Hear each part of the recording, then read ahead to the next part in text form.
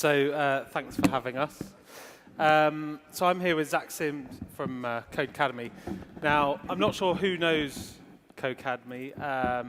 Even if you think you don't, you might do, because it has a very famous user in Michael Bloomberg, the mayor of New York. But Zach, I wondered first, for those who don't know, can you tell us what's your hot, exciting education startup? What does it do? So we teach people to program online. We're the easiest way for anyone to learn to code. So it's a network of teachers that are creating lessons and a network of students that are taking lessons. And you've also got some news to share today, which went out a little bit earlier. Yeah, so we just closed a $10 million financing round from Index and Kleiner Perkins and a bunch of other people. Including, I believe, Richard Branson, yeah, who's now decided to reinvent himself as a startup investor. The less said about that, the better, I think. So you've now got, you're just under a year old, and you've already gone on to your second round of fundraising. You've raised, what, $12.5 million so far? There's got to be a point to that. I'm led to believe that you want to expand internationally and sort of look at, become a global teaching resource quite quickly. Definitely. How are you going to do that? So we have more than 50% of our traffic is from outside of the United States, and there were people from day one that were sending us translations of Codecademy, the lessons, translating the lessons on the site. So it's really an international phenomenon, where there are no access to programming elsewhere, programming education. We hope to be there in people's languages, on the ground with meetups and people in all these other countries. So so you have users from all kinds of countries who log on and go through your sort of, it's a very interactive process, isn't it? It's, lesson by lesson, step by step. Yeah, it's very learn by doing. So it's based on, you're actually discovering the concepts of programming by writing programs yourself. So it's a terminal in the browser that you're using to write code. Yeah, and can you talk a bit more about, what international means to you? Half of your users are outside the US. I'm led to believe the UK is the second largest, with you've got maybe 700,000 users in the UK.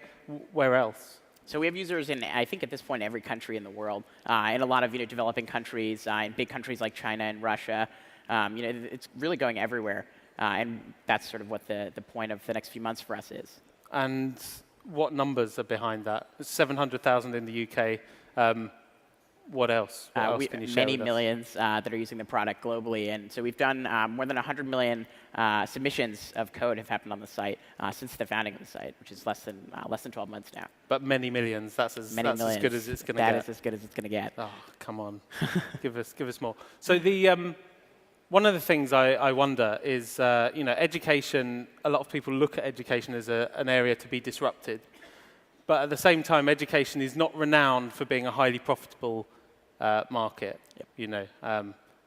Look at students. Oh, maybe somebody at the top of the tree is making a lot of money. But do you want to be at the top of the tree? How are you going to turn this into profit? So education is one of the biggest markets globally, and just in terms of spending, traditionally education and technology has been sort of less well regarded by venture investors and everyone else. But we're operating with engineers and programmers, who are the most highly sought after profession now, and there's definitely ways to make money with them.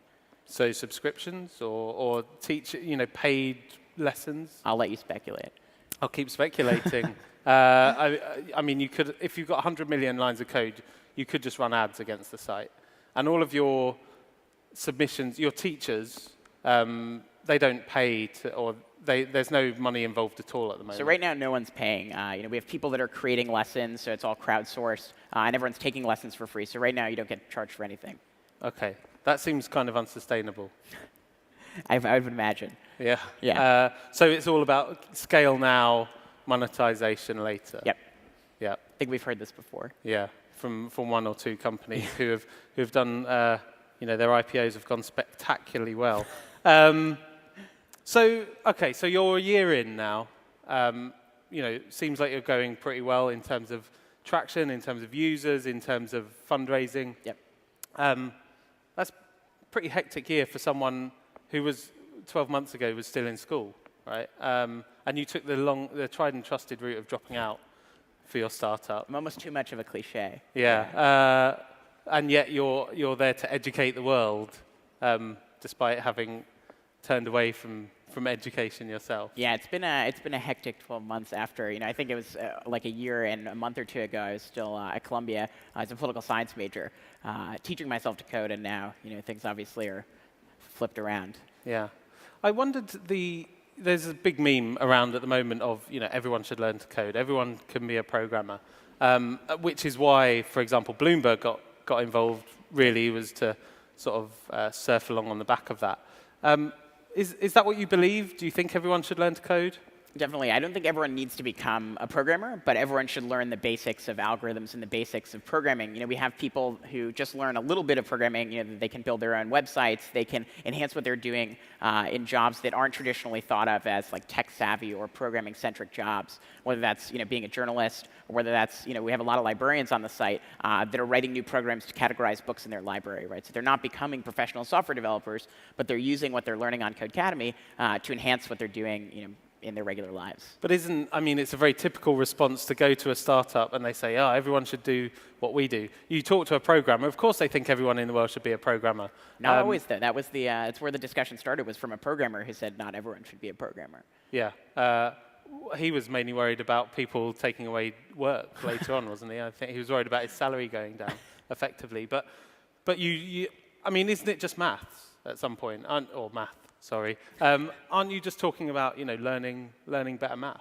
So it's learning algorithms, the step-by-step processes and how to automate things and how to better use technology. We talked to a journalist yesterday who had written a piece with double spacing, had gone back and deleted each of the spaces after the period, when what he could have done is written a script to delete all of that in a few steps instead of going through the whole article. And that's really just like one example of automating a process that you don't really think of unless you're a programmer or you know what algorithms are. Okay. So in terms of expansion then, that's a good example because you're really talking about the practical application of traditionally hard to access teaching methods or teaching products.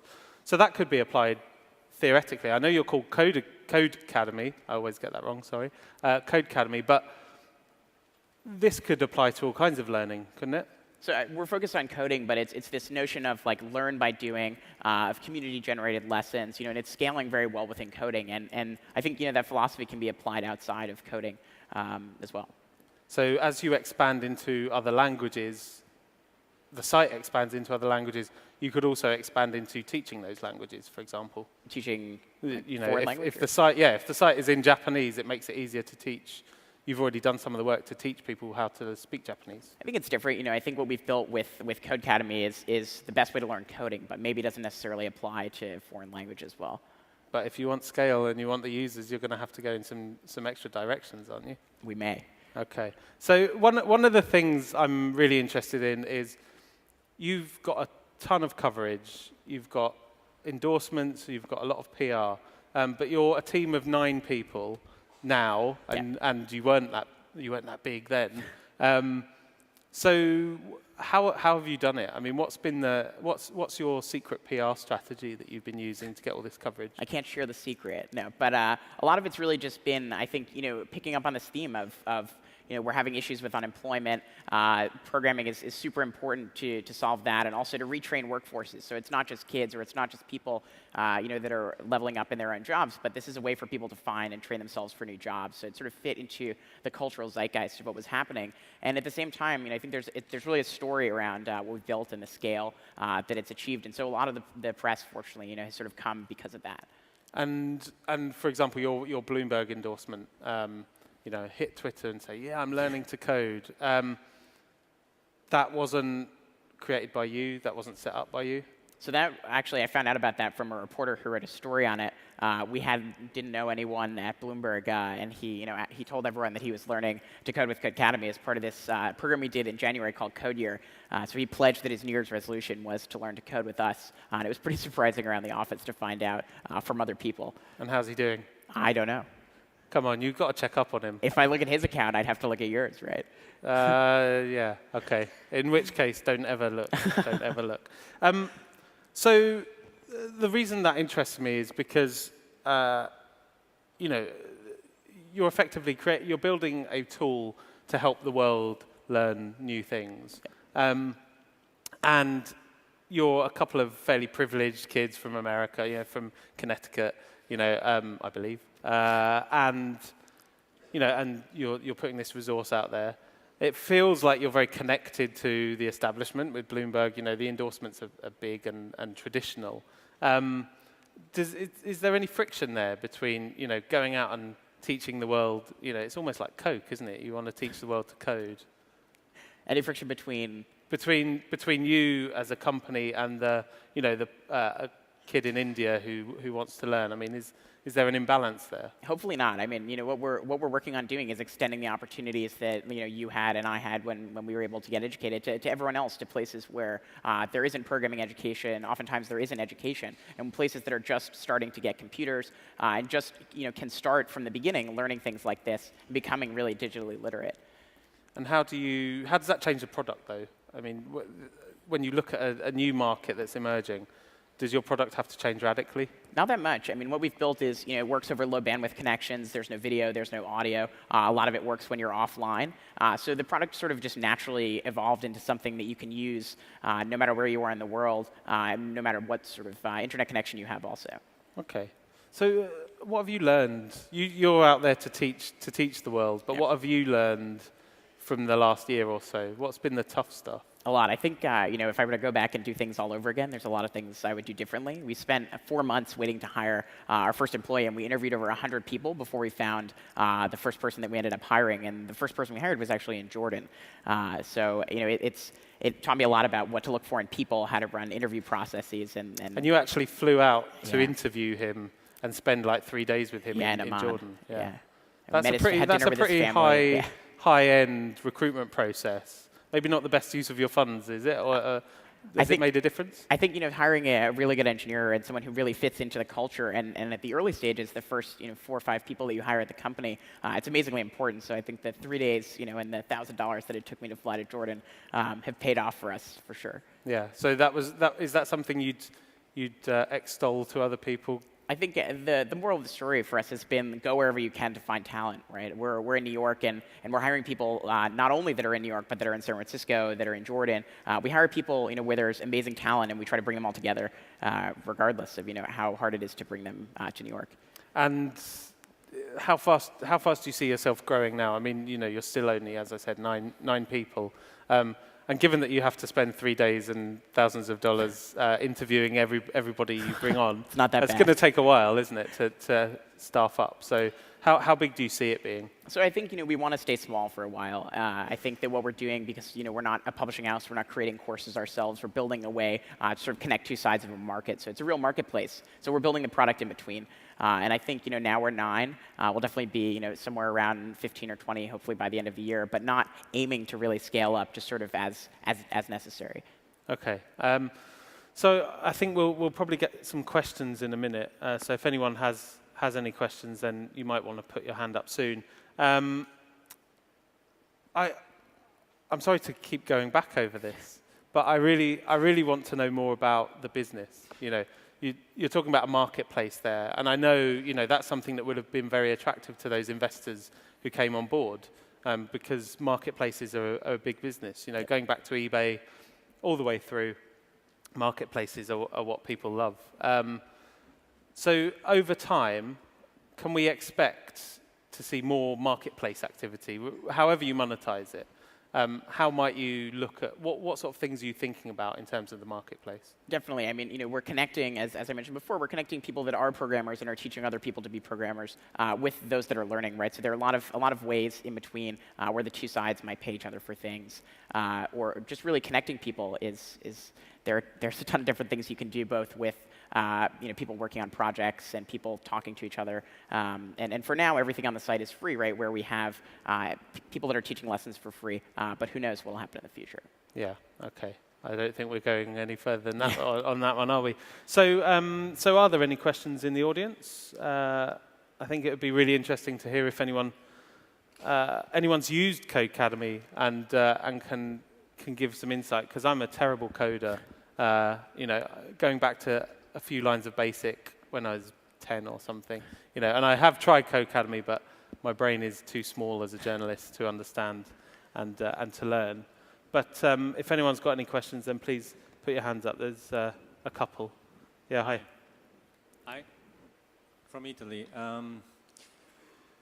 The idea was that people get to learn programming, and this seems something very smart also for the government side, the public side of things.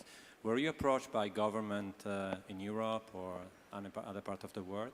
So far, we've done some stuff with the government in the U.S. We did a summer program with the White House called Code Summer Plus that targets, they're doing distribution to underprivileged kids to learn programming online and setting up, areas and meetups that we're doing with people as well for that kind of stuff. But that's sort of been the extent of it so far. A lot of it's happening organically. So there are, governments that are using this in school systems. It's being used in universities. But a lot of it's sort of ad hoc. But we'd definitely be interested in doing stuff like that.